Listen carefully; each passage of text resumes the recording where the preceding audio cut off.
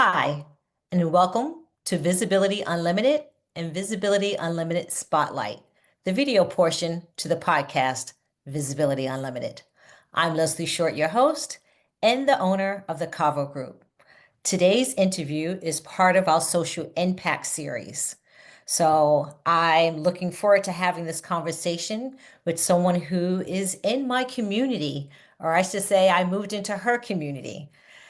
With the social impact, I don't start with the name. I just like to introduce my guests and say, can you please say who you are without telling me what you do yet? Okay, I'm Dorothea Gamble, a Black woman, LGBTQ, married to a veteran. Um, I'm also a senior, and let me see, I love going to museums and art shows, and I just love beautiful things. Anything functional, I'm all in. That's what I love about you. So, what does social impact mean to you?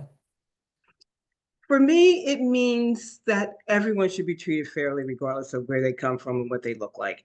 That's basically what it means to me. And I know that that can probably cover go under a whole bunch of umbrellas. But for me, it's most important because I am a Black woman and now I am a senior. And my little biography was quite challenging. And I try to share that with anyone that I can, not my biography, but how they can be accepted as who they are. Wonderful. So, with that said, what do you do? Who are you? What do you do?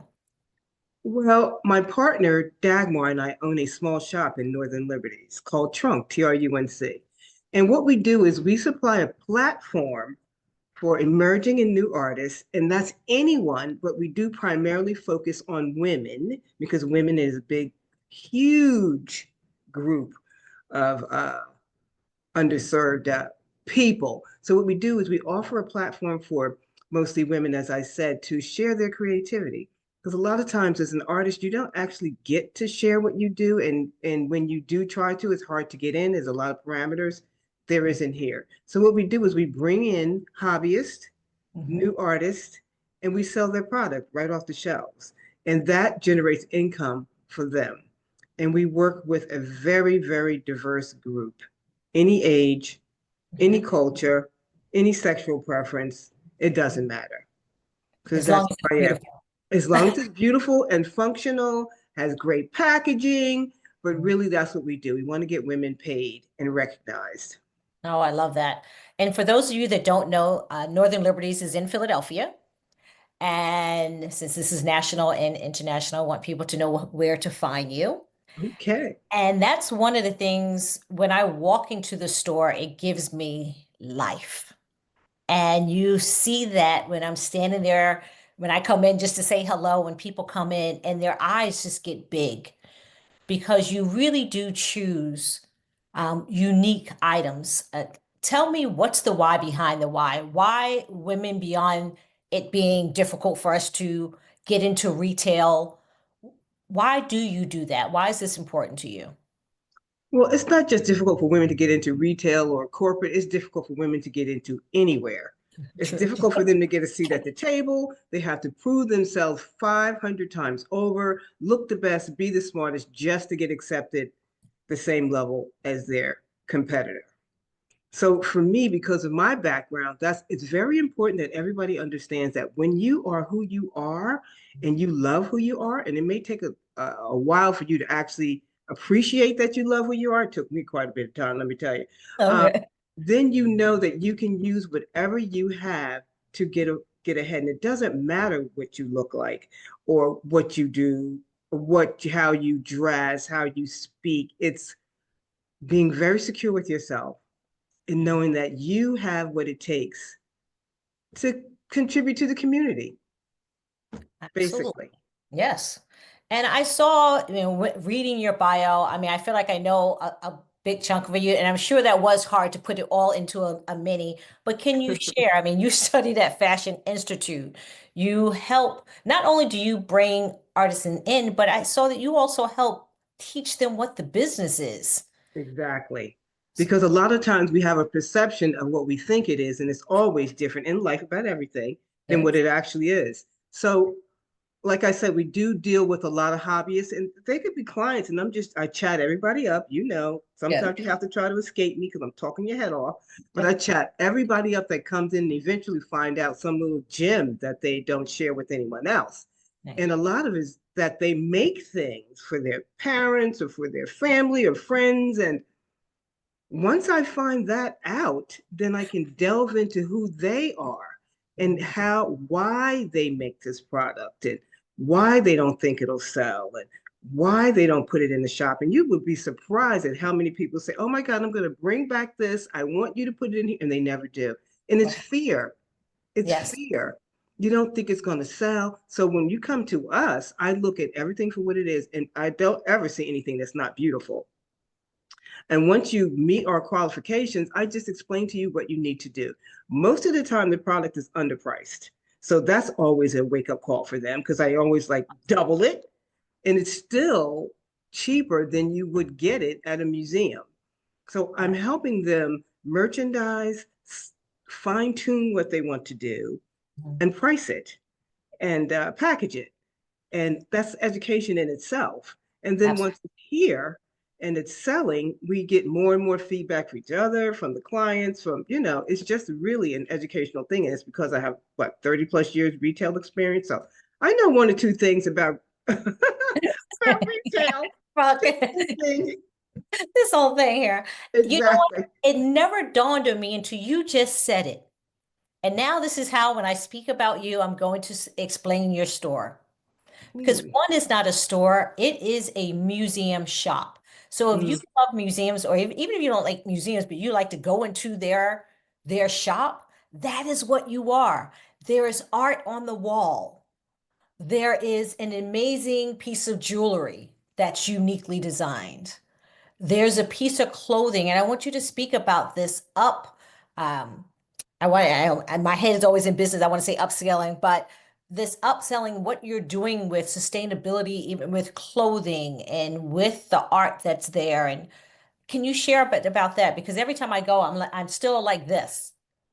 yes, we love that. We love that you have to stay in here for a minute before you can see everything. Because, and even on your way out the door, you find something else that you don't see.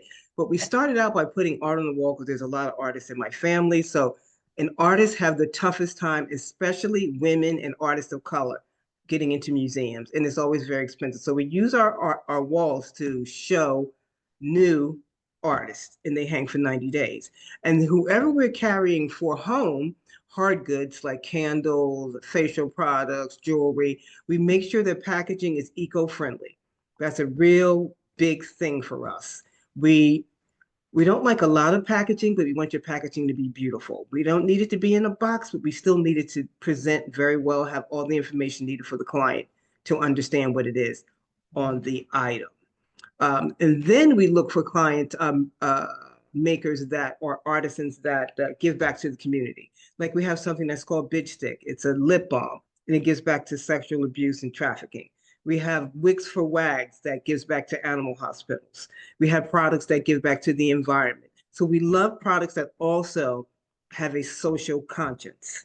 We pick those first, and we do carry some imports, maybe Canada, but that's pretty much it. Some Africa, but that's pretty much it for that. We try to avoid China. And then we have local clothing makers that recycle and upcycle.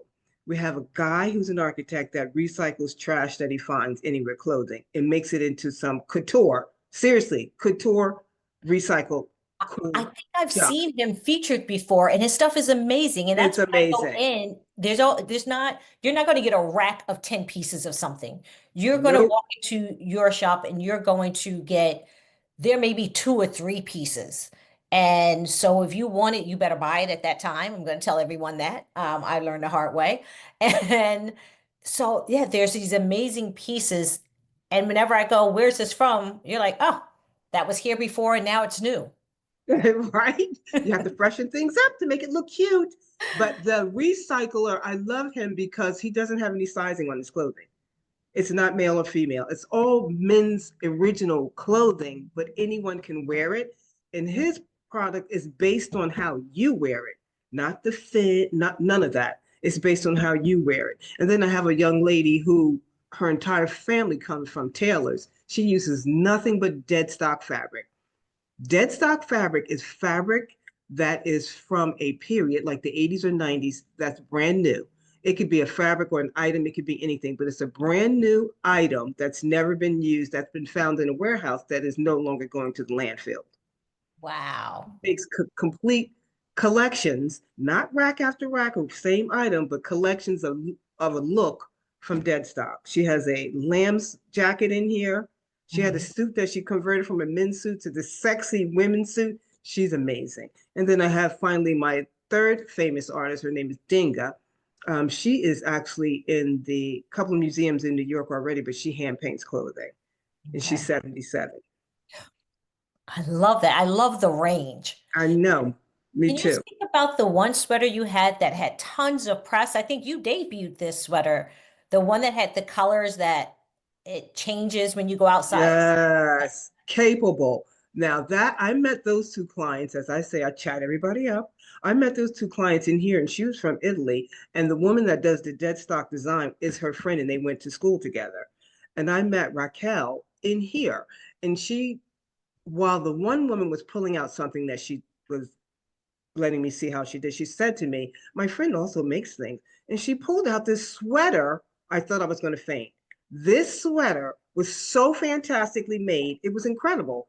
Egyptian, long strand Egyptian cotton, machine washable and reversible. And then she said, it's also AI protective. It will protect your image from AI. I'm like, what? How? What? Incredible. And 2 years later, when she got finished the product, went through MIT, got everything the way she wanted it. She brought it in and let me keep it in the shop. And we happen to be the only shop in the entire country that has it. You can buy it online. And it actually protects your identity from AI, meaning it doesn't blur, but your image cannot be captured. And she's basically influenced because so many people of color, although she's Italian, Mhm. you can never, we always Left locked behind. together as an image, Right. no definition. And this is primarily was her motivation. Excuse me. I love it. And so your shop is really special, but your shop is really special because you are really special. Aw, And you know, I don't say that take that lightly. If there's anyone that comes into town and I'm walking through, I'm like, you need to know about the store. Whether you buy something today, I need you to go back and speak about the store. And there was a day I was sitting waiting for the train from New York to come back, and someone said, "Oh, Northern Liberties, do you know about?" And they start speaking about you, and we went on for like 10 or 15 minutes about the store and you and how amazing you are. And so how are you here to shake things up? What do you want the world to know about who you are? well, let me see. Uh, well, the fact that I'm a Black woman and all of my life I've been in retail. Mhm. Um, and I've always been the only African American woman wherever I worked, or one of two African American women. I always wore my hair poker straight to fit in, dressed to the nines, and speaking well and worked like a bull. Whatever I was doing, I worked so damn hard just so I could get to the next level. But I was always more experienced than my managers, Right. always. And that's how it is in life. But me, now that I'm a senior, I started wearing my hair the way you see it all over my head, I don't know, 30 years ago. And when I first wore my hair like that, even my own people were like, girl, you need a perm. And I Oh, didn't I don't. care because guess what? The walk that I walked and the things that I accomplished as a Black woman in a white society for me was phenomenal. When I had to look back and see what I did, I could not believe with my dark skin that I actually were in the places that I was in. Being someone's manager, managing people, people recognizing my talent. Did it get recognized financially or even on a pedestal the way it should have been? No, but it was still recognized and I could put it on my resume. So when people come into my store, especially young, I do this, but I don't know. I'm like, whatever you do what you love. Always be yourself. Always be professional and present well. That's all you have to do. Right. Right. But Just you be know, so confident. many people don't share that, you know, and I laugh when you say senior because folks, let me tell you, whoever's listening or whoever's watching, when I moved my office, I have both New York and Philadelphia. I saw this amazing woman walking down the street in Izzy Miyake with her hair, but with a presence. And I was like, oh, I hope she's in the neighborhood. Then I saw her again, and I was like, oh, yes, yes, yes. And every time I walk in, I still say, oh, yes, yes. You are a beautiful human being with a spirit that just comes through, and it comes through because of you, and it comes through in your store because you can see everything is curated, and not the curated on purpose like this is what it has to be, but curated with love and passion. um, and I see then know that you feel that there's a responsibility to social impact, to social justice. What would you say with to new artists or any artist that's coming up now and just doesn't know how to blend because of the way of the world, how they blend that social impact as part of their foundation to their business? My first thing would be don't blend. Don't worry about the people around you. Right. They're not your life. You're your life. You're in the At the end of the day, you are who you are. Find what you are passionate about and do that at the highest possible level. And if people aren't convinced right off the bat, they will be eventually. And the strange thing about me being the age that I am, I have so many friends that come in here that are in their 20s and chat me up all day. And I feel like their mother, but they don't make me feel like their mother.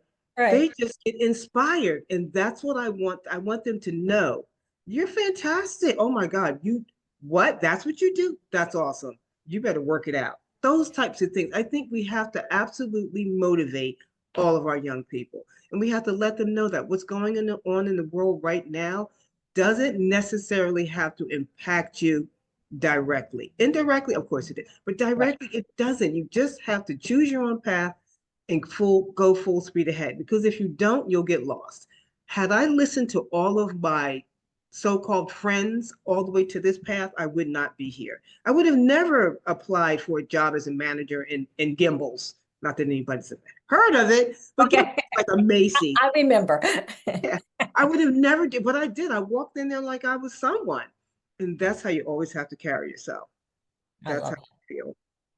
I saw on your site, rooted in the cycle of life. And your logo, where did that come from? It is rooted, it's roots. It's funny because when you come in here and people do love the environment, the smells and the sound, everything in here is used. Everything is old. I just meet people and see things along the way, and I only choose what I love. So the artist that did our logo was somebody I met at some gathering. His name is Rock Crawford. He became very famous. Yeah. And at the beginning of his career, I asked him to do our logo, and he did it, and we loved it. Okay. And we dropped Rooted in the Cycle of Life under the tree trunk because Mhm. we knew that we were going to be sustainable, environmentally friendly. And you know why? Because that's how I grew up. It has nothing to do with these buzzwords. All right. I grew up in Salvation Army clothing. My mother had used furniture. It's the way of the world. It used to be, and it really should be again, because nothing should go in the landfill, and you should stop buying everything you see, especially if it's cheap. But basically, Yeah, that's great. that's it. And I think the where we are in the world at this moment, I think this is going to be a cycle to come back again. That Absolutely. you're going to see that you don't need, self included, the new hot top, the new shoe, the new this, that you will recycle, that you will, you know, redesign it, you will figure out a new way to put it together. Yes, And you will. it, Everything is cyclical. yes, absolutely. And Nothing is new. nothing is new, but it's how it's presented, isn't it? Yep, it is. And if you want your grandchildren, your children, the children of the future to have a wonderful planet, we need to start thinking differently. We need to be socially aware. We have to help each other. We have to stop spending. We have to grow our own food. We just have to really, really get it together because guess what? That's what our parents did. And they survived and they Yes, had they good lives. did. Yes, and they were healthier than us. I was going to say that, yes. Yeah, we may be living longer. It's because we all have these plastics inside of us holding us up and helping us walk down the street, but we're not healthy. Right. Wow. I love it. Tell us again where the store is and how can people find you on social media and everything? Okay, so the store is Trunc, Trunc, in Northern Liberties on 2nd Street, 929 North 2nd Street. You can find us at Trunc Artisans on Instagram or Trunc Artisans on Facebook, or you can go to our website, trunc.net. Wonderful. I just say to everyone, if you pass through Philadelphia, even if you don't pass through Philadelphia, go on her site. It is a beautiful site. You will be able to see some of the artisans that we've spoken about. You'll be able to see the sweater that we've spoken about. There's a story there. She wins all the time for one of the best retail stores in the neighborhood, and she's featured on the news all the time. And it's not because she's just here, it's because she's committed to the community and to her purpose and to social impact. Dorothea, thank you so much for spending time with me today and to sharing your story. Is there any last words you would like to share with those that are listening or watching? Come on in. I'd love to meet you. And if you're an artisan, please reach out to us at the website, trunc.net. Please do. You do the best events. Yes, we try. We do what we can. We really do. And the other thing is we do have a blimp about every single artisan somewhere near their product if you want to know about them. We always offer information about the artisan. So yes, please stop in. I'd love to meet you. Thank you. Thank you very much. Everyone, as always, thank you for listening. Thank you for watching. I'm Leslie Short again, the host of Visibility Unlimited, the podcast, and Visibility Unlimited Spotlight. And this is our social impact interview. Please continue to follow us at thecavugroup.com or on any social media under the Cavu Group. Thank you very much.